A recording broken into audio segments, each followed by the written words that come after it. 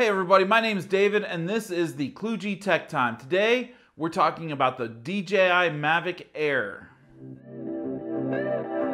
Alright guys, we are talking about the newly announced DJI Mavic Air that was just announced yesterday. But first, I have a quick, short little stay with us plea for help. About 80% of you guys, according to YouTube analytics, watch these videos and aren't subscribed to this channel. Please, please, please, I'm looking for you guys. Subscribe to the channel. That is going to help me out a lot. A lot of YouTubers out there got pre-release versions of the DJI Mavic and are already making hands-on reviews of the DJI Mavic Air. But unfortunately, I'm not on that list. So I need your guys' help. Subscribe to me. Help grow this channel so that we can be a part of that, so we can get quick access to new releases. The more subscribers this channel has, the more likely we are to get pre-release versions like some of the people out there got. So help me out. Appreciate it. All right, guys. So DJI Mavic Air. So what are my thoughts? What are the specs? Now, I'm going to do an in-depth specs video, go through all the new details, but for this video, I'm keeping the information short, and then we're going to talk a lot about opinion about those specs. All right, so the big details are 4K 30 frames per second, 2.7K at 60 frames per second, 1080p at 120 frames per second. Now, I like those. So most of us out here on YouTube are not doing 4K, and 60% of you guys out there that are watching YouTube videos are watching from mobile devices anyway. So broadcasting at 4K is not necessarily all that helpful right now. I do see it as kind of a future-proofing, right? At some point it is going to make a big deal, but even some of the biggest YouTubers on the planet, like Casey Neistat, for instance, I know some of you guys, anyways, he has stepped back from 4K and went towards 1080p again, just because the process is easier and most of you guys aren't watching it at 4K anyways. 4K at 30 frames per second is not what a lot of people were looking for. A lot of people really wanted 4K at 60 frames per second. That's what all the action cameras that are out there are doing. The Yi 4K Plus, which is what I use, I'll be doing a review on that here sometime soon, has been 60 frames per second for almost a year now, and it's a great little camera at a really good price. The GoPro just recently came out with their version of an action camera and had 4K at 60 frames per second. So I think a lot of people were really hoping that a new DJI drone would come at 4K 60 frames per second. You can get 60 frames per second at 2.7K, and for a lot of you guys who are doing YouTube videos and posting them online, and that's where they're being viewed at, 2.7 is actually a pretty good kind of intermediate solution. So it doesn't take as long to process the video. It also gives you the ability to kind of push in on and zoom in on certain areas of interest in the video. It's kind of like cropping an image, right? Cropping a still picture. When you got a 2.7K or a 4K video, and you're actually going to be sending that out as 1080p, it allows you to kind of crop that image to the most interesting piece of it for the video. So I kind of like 2.7K, and 60 frames per second isn't too bad there. Full 1080p, so 1080p full HD is at 120 frames per second. So that's pretty much kind of the standard out there. Almost everybody's doing that now. So that is good. There's not really a whole lot out there, even in the camera space, that's doing faster than 120 frames per second. So 3-axis gimbal that the camera is mounted on, it's supposed to be even better than it was for the Mavic Pro, so that's great. The Spark only has a 2-axis camera. The 3rd axis for yaws was electronically stabilized, which was good, but not great, right? So I love my Spark. It's created some great images for me, but to be honest with you, almost all the video that I use is going straight ahead, not doing any turns at all. Once you start doing turns, that electronic stabilization is isn't necessarily smooth, we'll say that, right? It's not perfect. Okay, so before we get too far, we got to talk about the price. The price is at $799 for the Mavic Air itself. That comes with a remote control. Again, remember the Spark is at starts at $399, which is $400 cheaper. but it also does not come with a remote control. Remember, the remote control for the Spark is like $119 retail right now. I think it was closer to $150 when it first launched.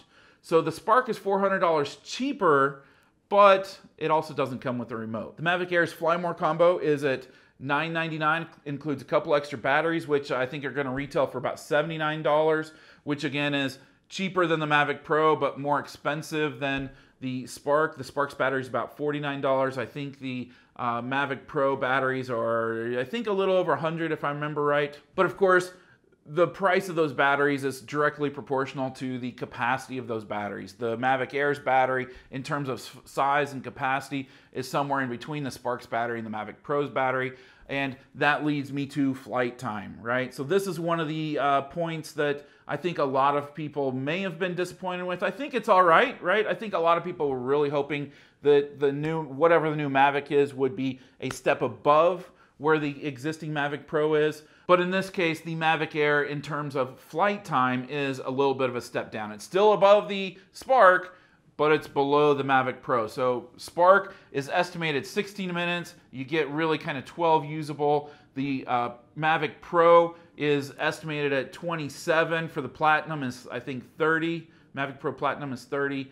The Mavic Air is going to be at 21, so it's kind of in that middle point of the Spark and the Mavic Pro. Now, the signal strength and the technology that's used for the signal between the remote control and the aircraft is another one of the points that is maybe a little bit under contention, and until real-world use, I think there's going to be a bit of speculation around that. Now, of course, the Mavic Pro uses the OcuSync technology, which is not Wi-Fi based. I think it's just a radio frequency technology, and it has a longer range for that signal, which is estimated at 7 kilometers or 4 point some odd miles here in the US. Of course, that's FCC regulations, not CE regulations in Europe and other parts of the world. Other parts of the world is about half of that, I think, for the Mavic Pro. The Mavic Air is its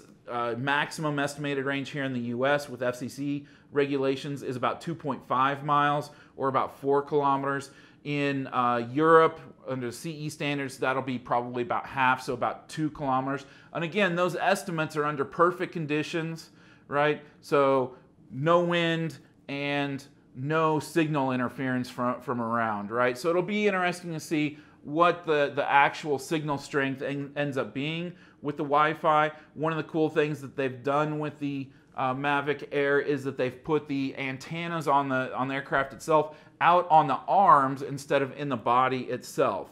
So that is a good thing, I think. I think that's going to help improve the signal, because once you start getting those antennas inside, it's right next to all those other electronics going on and prone to maybe some potential interference, as well as you know, getting them out on the corners just kind of frees them up, you know, so that there's direct access for those signals. So I think that's good. I think that's why they say they're using enhanced Wi-Fi, and they can get basically twice the distance out of the Mavic Air using Wi-Fi compared to the Spark, which is only 1.2 miles. And I say only, but I mean, how many times do you really need to fly a mile away, right? I mean, that's beyond visual line of sight, which most countries, you know, all of Europe pretty much, the US, pretty much everybody has limitations that says you have to be able to see the aircraft. Now, not all countries are that way,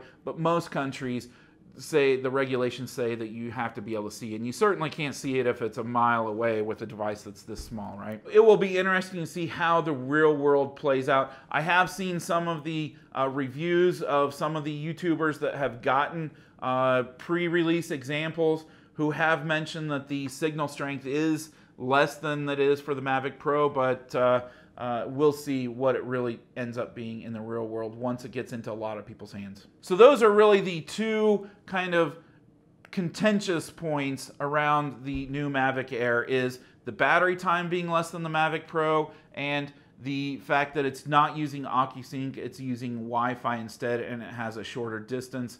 I think everybody's kind of, what's going to happen there, right? How's that going to work out in the real world? Pretty much every other box that you can go through and you can compare the Mavic Pro, the Mavic Air, and Spark. The Mavic Air has better, it comes out better. Pretty much everything is at least equal or better than both the Mavic Pro and the Spark. Let's talk about this Mavic Air. So I saw a lot of comments from people saying, "Oh, I'm disappointed. It's not moving the Mavic Pro far enough ahead. It's should be called the Spark Plus, the Spark 2, the Spark Pro, something like that." You know, one of the big selling points of the Mavic Air is the size, right? The size is much closer to that of the Spark than it is of the Mavic Pro. And it actually looks really nice. When you look at it from this direction, we'll stick some pictures up here, it's pretty sexy actually. And I like the black one and the red one, I think look really nice. Instead of the flat color here, it's more of a glossy color. Comes in red, white, and black. And I think it looks really nice. In terms of the size, it is big. The body of it is bigger than the Spark here, right? Imagine that it is about the size of my hand. So you can see there that it's going to be a little bit wider, a little bit longer. But you know what's great is that the arms actually are going to fold. Unlike the Sparks here, the Sparks don't fold, right? So you got this little tiny body, which is fantastic, but then you go to throw this in your bag and you got to contend with this size instead of what's going to be my hand size for the Mavic Air. So I really think that in terms of the size, and once you fold those arms up, it is a really usable size. Much more usable than the Mavic Pro, which for its time a year ago was really a breakthrough with the technology that they were able to put in it and for the size. The Mavic Pro was just absolutely amazing, right? Now they're expanding that and they've put even more technology into a smaller footprint. And I think that size is going to be kind of a sweet spot, to be honest with you. So let's talk about the lineup of drones that DJI currently has now with this new announcement. To me, it looks like they're using a regular business strategy, which is really to stratify their product offerings. This is very similar to the automotive industry, right? For example, look at Toyota. You can get a Yaris, a Corolla, a Camry, an Avalon. You can step up to a van. You can step into SUVs. You can step into some of their trucks. They have different products for different requirements, different budgets, different wants, and different needs, right? And so with each one of those, right, let's look at, say, the Camry, for instance. I don't know what their exact different models of the Camry are, right? But there's not just one Camry. There's an SE version of it. There's an XLE version. There's an SLT version. There's a limited edition of it, right? So there's different, even within that one model, the Camry, right, which is basically the same thing, there's differentiation in it. So you can get a fully loaded, maxed out leather seats, you know, navigation system, all the fanciest, latest gadgets, right? Or you can get a bare bones Camry, right? So I see that DJI is really doing the same thing with their product lineup, right? They've got an entry level Spark, which starts at a pretty reasonable price right now, $399 or $599 for the Fly More. You can step up to the Mavic line, and now you got a couple options for the Mavic, right? So now you got a smaller version of the Mavic and a little bit bigger version of the Mavic. You got one that has a little bit more flight time. You got one that has a little bit longer distance. You have one that has a little bit less distance, a little bit less flight time. Both have great technology in them. And so I think that's really the strategy. And then you got your high end, you got your Phantom. And then even above that, you got your professional version, which is the Inspire. So that is my opinion of the strategy that DJI is taking. I think, and again, this is speculation, I really don't know. I would imagine that the Mavic Pro will stay around. It'll probably get updated at some point. Probably get like a Mavic Pro 2 or something like that. And it will have increased features above whatever the Mavic Air is. So a lot of people, I think, maybe were a little disappointed with the Mavic Air because they felt like it wasn't a leap forward in all respects of the Mavic Pro. It was in a couple of aspects in terms of the battery life and the Wi-Fi versus OcuSync that bumps down the range from 4 miles down to 2.5 miles. I think there was some people who may be disappointed because of that, but I think that, again, DJI is just stratifying their offering. So going back to my Camry example, right, you can get a V4, a 4-cylinder edition, you can get a 6-cylinder edition. Not everybody needs the same things, right? And so they're giving you different options at different price points. So you whatever your budget is, they have a drone for you. If you need to be able to fly 30 minutes, we'll go buy the Mavic Pro Platinum. If you only need to fly 20 minutes, we'll get the Mavic Air if it fits your needs. If you only have $800 to spend, well, you got either the Spark below that, or you got the Mavic Air. If you got $1,000, well, you got the Spark, you got the Mavic Air, you got the Mavic Pro. So there's different offerings in there and being able to stratify it. I had speculated a long time ago to some friends when the Mavic Pro was first released, just based on the name, Mavic Pro. If you look at the Phantom lineup, you got the Phantom 4 Standard, the Phantom 4 Advanced, Phantom 4 Pro. It's stratified there as well. And the Pro is kind of the high end of the Phantom 4. So I kind of had speculated to some friends where I thought, okay, well, they came out with a Mavic Pro. I think that there's going to be a down market version of that Mavic. So I think that it makes sense. And if you look at it that way, then I don't know that you would be disappointed. I think that you look at it in terms of their whole lineup, and they're looking to have a drone for everybody, right? Everybody has different needs, different budgets, different wants, and so on. And so if you look at it in that way, I think that it is a great offer. I think that it fits very well between the Spark and the Mavic Pro. And I think that the Mavic Pro is going to be updated at some point in the future. In the meantime, they got different drones for different needs. Why not one of everyone, right? That's what I would like. I would love to have 3 of everything. So some people said, well, why don't we just call it the Spark Pro? It's basically the same size, and it's just upgraded all the features. It certainly is closer to the size of the Spark, and it is more features, but I think DJI is not looking to take the Spark up market. I think they're looking to take it down market, to be honest with you. I wouldn't be surprised if we see the Spark either stay at the same price or go down. And with additional technology that they've thrown into the Mavic Air, I just don't think that they could sell that at a price point of $399. Or $499 if you include a controller. I think they probably don't get their profit margin to be able to do that. So I think that's why they're really kind of stratifying. They can put lower end technology into the Spark. Now the Spark is a fantastic piece of technology. I love my Spark. I've got some great photos out of it. I've got some great videos out of it. I've had a lot of fun with it. And this is really the gateway drug, or gateway drone to this hobby, right? So this is what's gotten me into this. This is what's got a lot of people into drones, is the lower price point, right? Once you get hooked on this and you really enjoy it, then you start seeing some of the limitations maybe it has. And that's not a fault of the Spark. It's at a lower price point. You can't expect phantom features and phantom capabilities out of a low price point like this. But you can expect to have some fun with it and get some great images out of it. But you can expect to see some limitations. Just the same thing as if you were to buy a Toyota Yaris. You can't expect to have a 6-cylinder engine in it. You can't expect to have a huge back seat like the Avalon has. You can't expect to be able to stuff it full of an entire team full of kids like you can a minivan. And so that's really, again, their strategy to be able to stratify and create different markets for each of the different drones. And that's really what they've done here. They've put in a good camera, not a professional camera. They've put in a good gimbal, not a professional gimbal, right? It's 2-axis. They've put in a good battery, not a professional length battery that's going to get you 30 minutes. They've put in great technology. They've put in a lot of their technology, but it doesn't have redundancies built into it. The Mavic Air, the Mavic Pro, the upmarket ones have redundancies built into it in terms of the IMUs and all that stuff that is really the guidance system.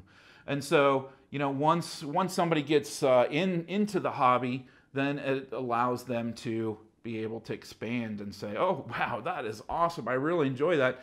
Now I want to expand, right? That's the same thing regular camera manufacturers do. Look at Canon. Canon doesn't just have one camera, right? They got little point and shoots. They got a camera similar to what I have here, which is a Canon SL2, which this is being recorded on, which is an entry-level DSLR. Then they have the professional ones, right? And there's between this camera and the highest end, there's probably another 6 or 7 or 8 cameras between here and there. And this does great, but it doesn't do everything that the 1DX Mark II does. And so that when you start looking at the DJI lineup like that, I think is where you start saying, oh, okay, I see. I think some of the disappointment comes that, you know, everybody wants the Mavic Air technology, which is for sale at $799 and $999 for the Fly More combo. You know, they wanted it at a Spark price, but, you know, you're not going to get the dual redundancy IMUs and compass and all that stuff, and you're not going to get the 4K camera, and you're not going to get all that technology at a price of $399. I'm really excited to get my hands on it. I can't wait. Hopefully I can be one of the first people who get the publicly released version. Look for a follow-up to this video with even more details, diving into all the specifics of the technology of the Mavic Air. We have a lot more videos to come about the Spark. There's no way we're done with this little guy. This little guy is fantastic. Does some awesome things. Look for more tutorials, more reviews, more updates, and so on with that. And look for more technology where we'll be covering things like the cameras I use and lots of other technology as well. So I would love for you to subscribe, help the channel grow, help us get to a higher level so that DJI notices us, so we can get some preview examples of their technology and get reviews and hands-on experience out to you guys. I love you guys. Hope you guys are having a fantastic day. Catch you on another video soon. See you.